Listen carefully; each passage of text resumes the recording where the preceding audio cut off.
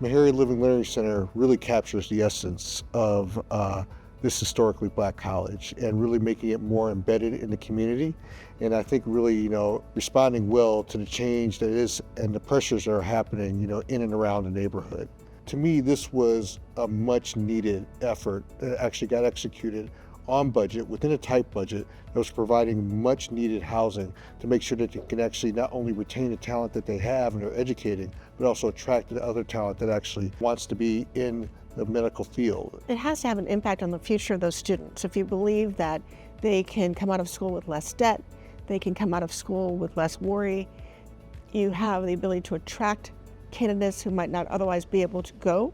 I think that's tremendous. Being able to be competitive, to actually compete with other colleges, and again, to retain that talent and also attract that talent, because this is a college that actually produces products that go elsewhere, and the idea of actually, what that could mean and how they could actually carry that spirit forward in their experience at this very historic black college and university, I think is really a strong statement. Meharry Medical College Live Learn Center, located right kind of in a very central park gateway into the university.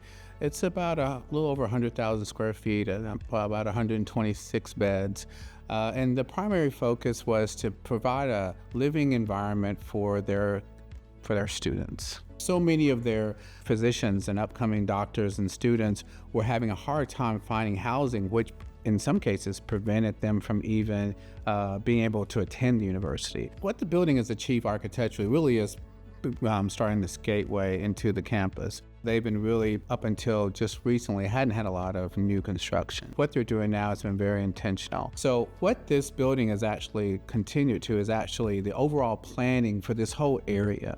That community that is ironically right under the train tracks from this is actually benefiting because it's actually providing more infrastructure to the community as well as more activity to it.